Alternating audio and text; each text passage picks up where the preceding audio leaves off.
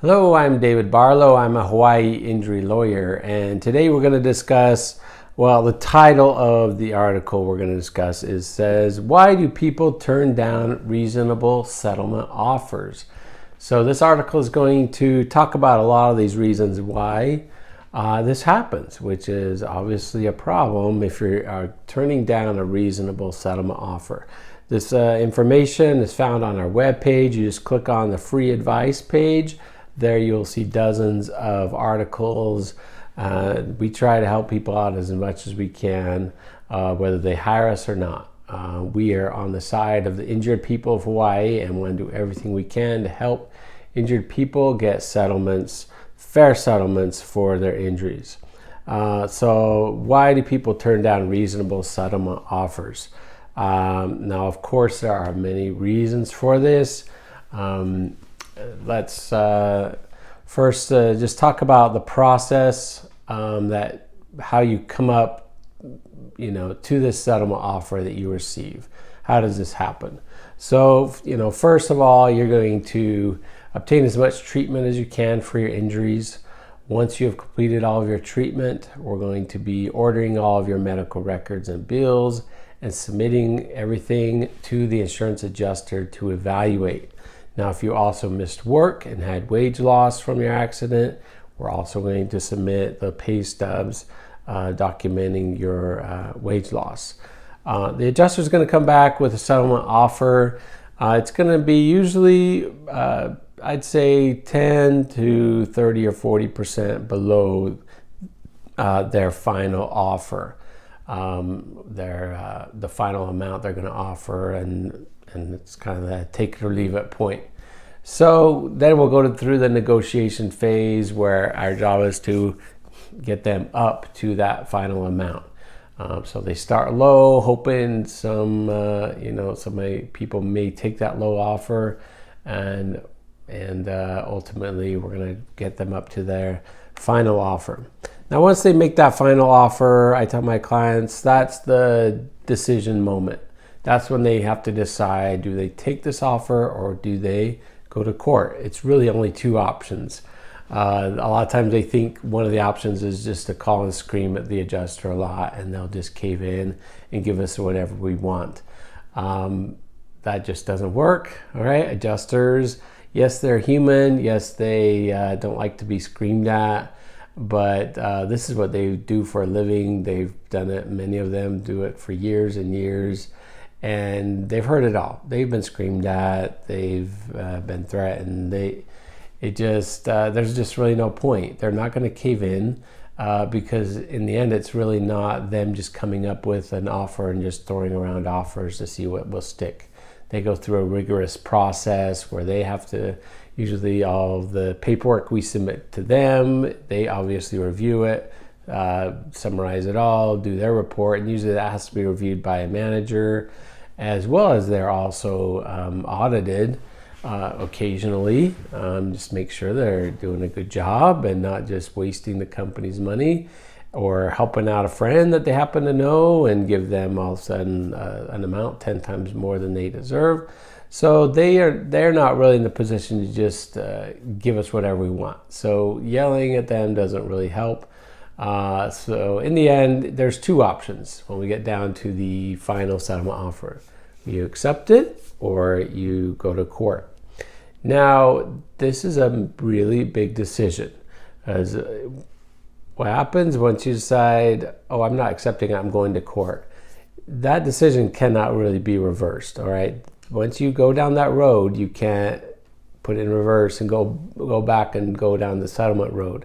Sometimes you can, but rarely you can do that, because once you say I'm going to court, we file the complaint in court, and the insurance company gets their lawyer. Their lawyer is like, oh, goody, billable hours for the next couple years. And that's just how it's going to go. It'll be a year or two of depositions and interrogatories and paperwork, because all of that paperwork results in their lawyer getting paid all these hours. The injury lawyers, no, we don't get paid more with all the work that we do. We would always encourage people to take a reasonable settlement offer. That doesn't mean you take a horrible settlement offer. And of course, it's all up for debate what is really reasonable or horrible. But in the end, if you do decide to proceed all the way through to, of course, there may be an arbitration along the way, and that will be an opportunity to maybe accept the arbitration award and close it up right there. Or if you reject that and then end up all the way to a jury trial, then there's no guarantee that that jury is going to award you more than the insurance adjuster was offering you in the first place. And very often we actually see that juries give you less because jurors, they're not usually in the best moods to be on the jury.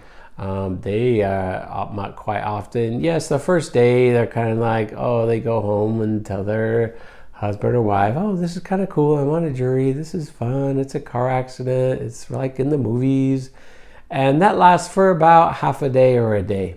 After that, going to the court every day for a week just is not fun. It can be extremely boring. There can be a lot of sitting around, and this is the jurors' precious time. And sadly, some jurors are missing work and not getting paid, right? If they have a job like me where I'm not on a salary for somebody, if I don't work, I'm not making money. So you're going to have a lot of jurors in a bad mood because they're losing money. So we're sitting there asking for money while they're actually losing money. That doesn't really put them in a great mood, right?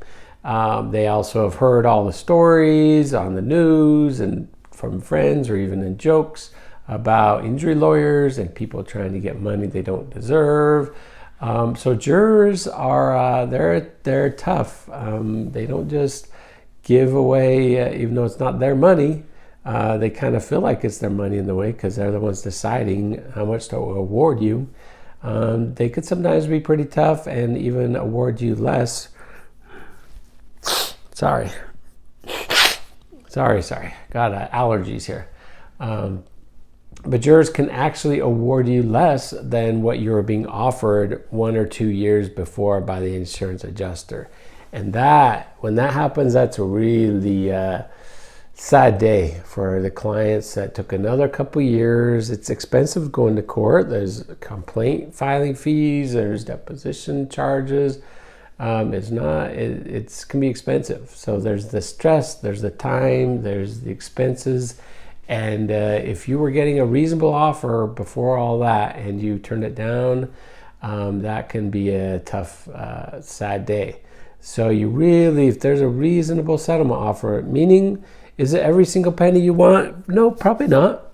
It might not be as much as you were wanting, but if it's anywhere near reasonable, you want to really, really, really think long and hard about it, because it can end up being a really bad decision.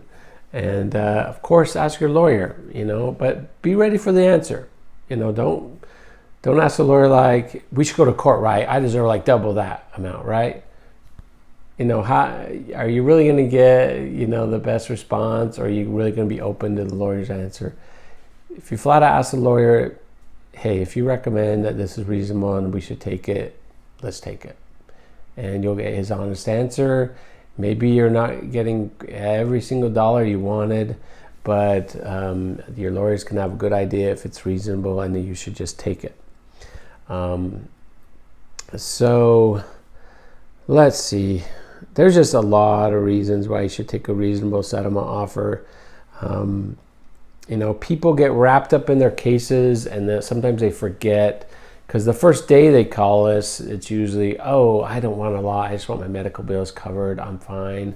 If you can get me, this certain amount, I'll be happy. And we take the case. Oh, they'll be happy. They're going to be reasonable.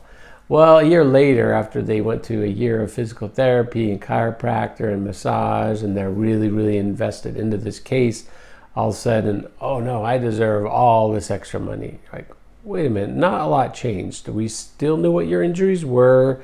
We still knew about the accident, how much damage there was to the car. nothing really changed there except it's a year later and all of a sudden you think you deserve a lot more because you have a lawyer and we're going to go to battle for you. So you got to kind of, think about that first day. Think of the day of the accident. Was it a big, powerful accident?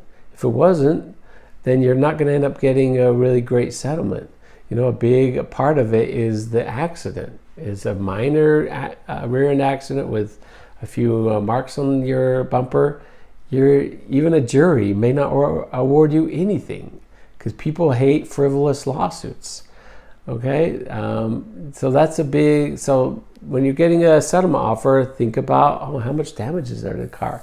Yeah, if I'm in a jury, I don't know if I would award that much. It wasn't that bad of an accident. But people really get invested in these cases and emotional about it, and they're not really able to stand back and think, what? It wasn't that big of an accident, and they're offering a decent amount of money. I'll just take it, So there's a lot to this, obviously. It's a lot of emotions involved, but we really hope that in the end, if there's a reasonable offer on the table, you'll accept it, and you'll be able to move on with your life, and it's usually the best way to go. So if you had any questions about this, just give me a call or fill out our contact form. We offer free consultations, and we never charge any fees until we get you a settlement for your injuries. So really, there's no reason not to call an injury lawyer once you've been in an accident. And we would be happy to help you out and work on getting you a fair settlement offer for your injuries. Thank you.